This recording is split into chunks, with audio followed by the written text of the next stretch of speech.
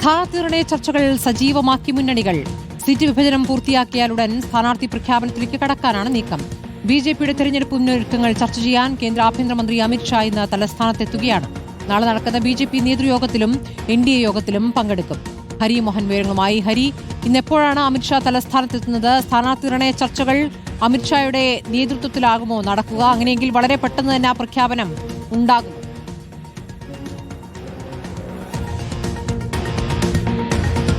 വളരെ പ്രധാനപ്പെട്ട ഒരു നീക്കമാണ് സ്ഥാനാർത്ഥി നിർണയവുമായി ബന്ധപ്പെട്ടുകൊണ്ട് BJP നടത്തുന്നത്. അതിൽ കേന്ദ്ര ആഭ്യന്തരമന്ത്രി അമിത്ഷാ ഇന്ന് രാത്രി 10 മണിയോടുകൂടി തിരുവനന്തപുരത്ത് എത്തിച്ചേരും. നാളെ ആണ് ഈ മറ്റ് പരിപാടികൾ, അതായത് പ്രധാനപ്പെട്ട പരിപാടികൾ എന്ന് പറയുന്നത്. ആദ്യത്തേത് ഒരു പ്രതിനിധി സമ്മേളനമാണ്.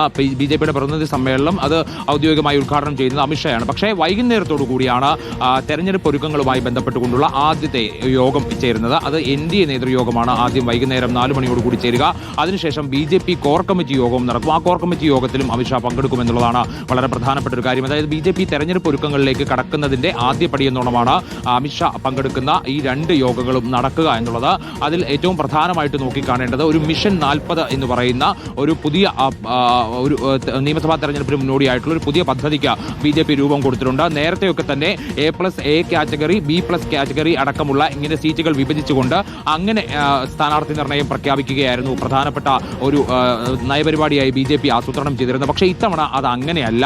40 എന്നുള്ള ഒരു സംഖ്യ മുൻനിർത്തിക്കൊണ്ട്, അതായത് കഴിഞ്ഞ ലോക്സഭാ തെരഞ്ഞെടുപ്പിൽ ഒന്നാമതെത്തിയ, രണ്ടാമതെത്തിയ മണ്ഡലങ്ങളെല്ലാം മുൻനിർത്തിക്കൊണ്ടുള്ള ഒരു സ്ഥാനാർത്ഥി നിർണയമായിരിക്കും ആദ്യഘട്ടത്തിൽ പൂർത്തിയാവുക എന്നുള്ളതാണ് മനസ്സിലാക്കാൻ സാധിക്കുന്നത്.